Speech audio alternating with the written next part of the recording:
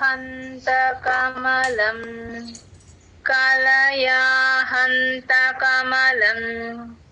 कलयाहन्तकमलं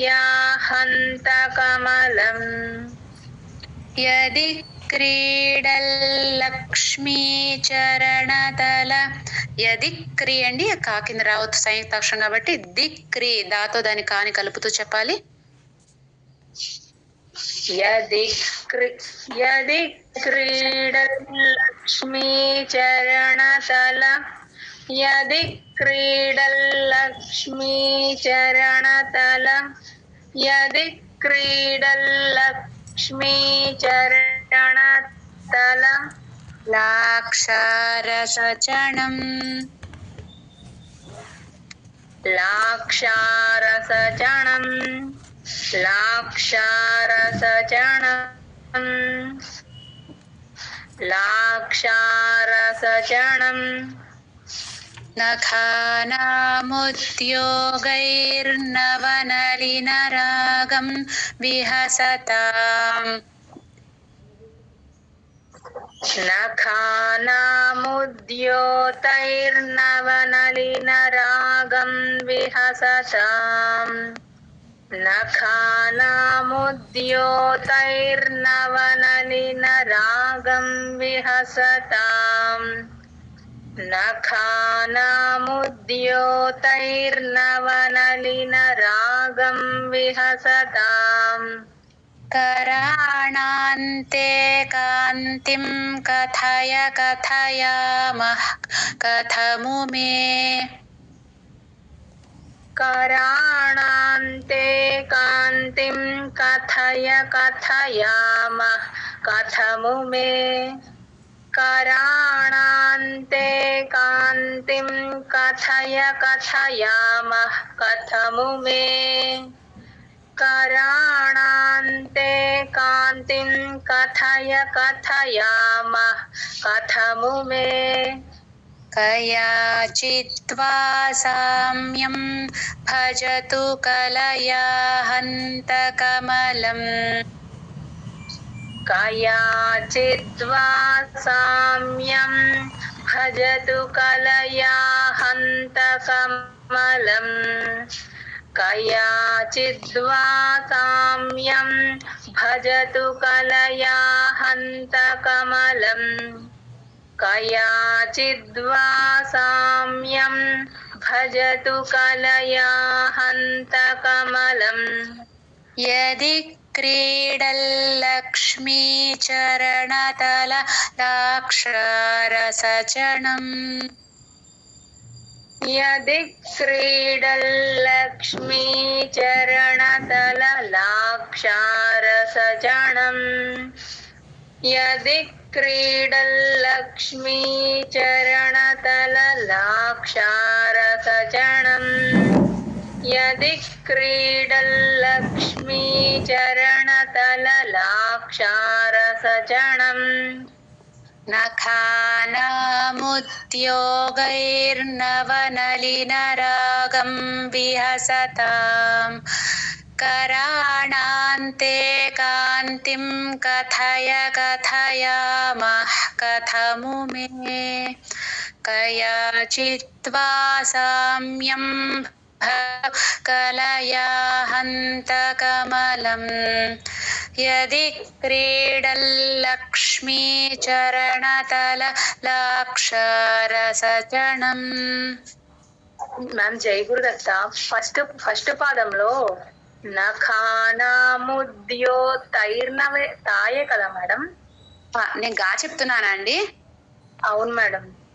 sorry అండి, తయ్యే అండి, నాది పొరపాటు.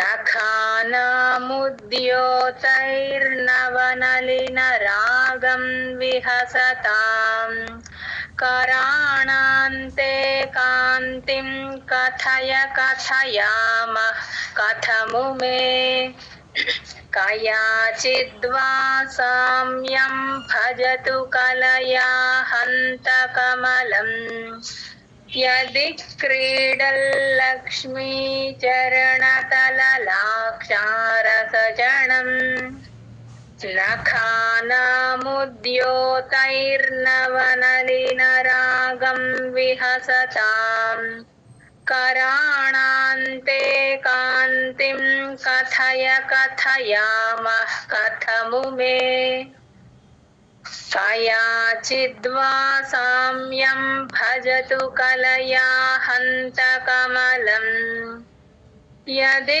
क्रीडल्लक्ष्मीचरणतललाक्षारसजनम्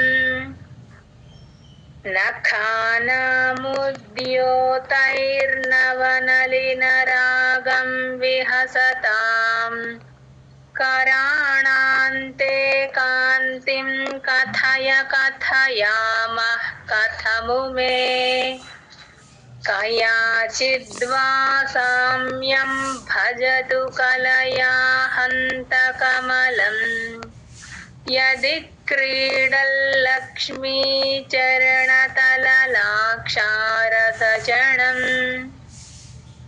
नखानामुद्योतैर्नवनलिनरागं विहसतां कराणान्ते कान्तिं कथय कथयामः कथमु मे कयाचिद्वा साम्यं भजतु कलया हन्तकमलम् यदि क्रीडल्लक्ष्मीचरणतललाक्षारसजनम् नखानामुद्योतैर्नवनलिनरागं विहसतां कराणान्ते कान्तिं कथय कथयामः कथमु मे कयाचिद्वा साम्यं भजतु कलया हन्तकमलम् यदि क्रीडल्लक्ष्मीचरणतललाक्षारसजनम् नखानामुद्योतैर्नवनलिनरागं विहसतां कराणान्ते कान्तिं कथय कथयामः कथमु मे कयाचिद्वा साम्यं भजतु कलया हन्तकमलम् यदि क्रीडल्लक्ष्मीचरणतललाक्षारसजनम् नखानामुद्योतैर्नवनलिनरागं विहसतां कराणान्ते कान्तिं कथय कथयामः कथमु मे कयाचिद्वा साम्यं भजतु कलया हन्तकमलम् यदि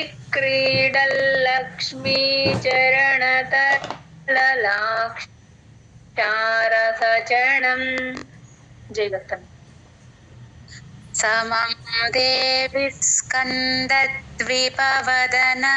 స్కంద అండి స్కా కదా రెండు వేరే అవుతుంది కదా దేవి స్కంద విస్క అని కలుపుతూ చెప్పాలి.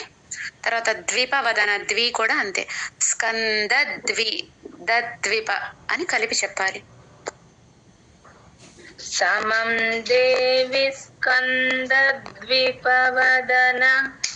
సమం దేవి స్కందద్విపవదన సమం దేవి స్కందద్విపవదన పీతం స్తనయుగం పీతం స్తనయుగం పీతం స్తనయుగం పీతం స్తనయుగం తవేదం నః ఖేదం హరతు నా తర్వాత విసర్గ ఖా ముందు విసర్గండి హెచ్ లాగా సగం విసర్గే చెప్పాలి. తవేదం నః ఖేదం హరతు తవేదం నః ఖేదం హరతు తవేదం నః ఖేదం హరతు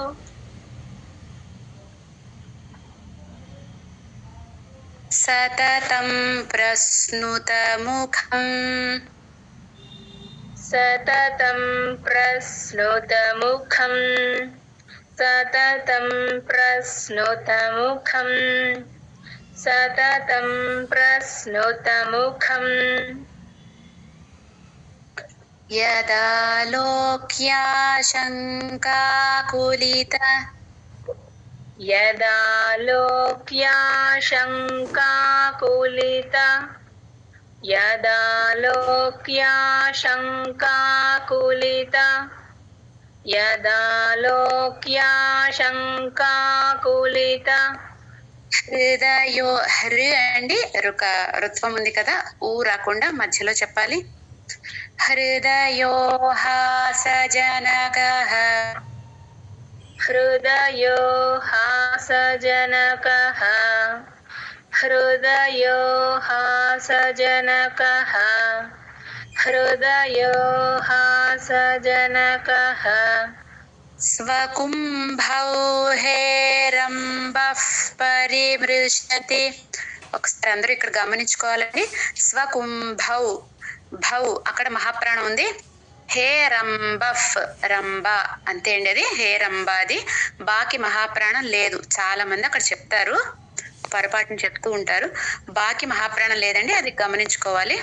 తర్వాత బా తర్వాత విసర్గ పా ముందు విసర్గ ఉఫ్ అన్నట్టు చెప్పాలి, ఎఫ్ లాగా చెప్పాలి. పరిమృశతి మృ మధ్యలో చెప్పాలండి, స్ట్రెస్ పడకుండా చెప్పాలి. స్వకుంభౌ హేరంబ పరిమృశతి స్వకుంభౌ హేరంబః పరిమృశతి స్వకుంభౌ హేరంబః పరిమృశతి స్వకుంభౌ హేరంబః పరిమృశతి హస్తేన ఝటితి హస్తేన ఝటితి హస్తేన ఝటితి హస్తేన ఝటితి సమం దేవి స్కందద్విపవదన పీతం స్తనయుగం సమం దేవి స్కందద్విపవదన పీతం స్తనయుగం సమం దేవి స్కందద్విపవదన పీతం స్తనయుగం సమం దేవి స్కందద్విపవదన పీతం స్తనయుగం తవేదన్నః ఖేదం హరతు సతతం ప్రస్నుతముఖం తవేదం నః ఖేదం హరతు సతతం ప్రస్నుతముఖం తవేదం నః ఖేదం హరతు సతతం ప్రస్నుతముఖం తవేదం నః ఖేదం హరతు సతతం ప్రస్నుతముఖం యదా లోక్యాశంకాకులితహృదయో హాసజనకః యదా లోక్యాశంకాకులితహృదయో హాసజనకః యదా లోక్యాశంకాకులితహృదయో హాసజనకః యదా లోక్యాశంకాకులితహృదయో హాసజనకః స్వకుంభౌ హేరంబః పరిమృశతి హస్తేన ఝటితి స్వకుంభౌ హేరంబః పరిమృశతి హస్తేన ఝటితి స్వకుంభౌ హేరంబః పరిమృశతి హస్తేన ఝటితి స్వకుంభౌ హేరంబః పరిమృశతి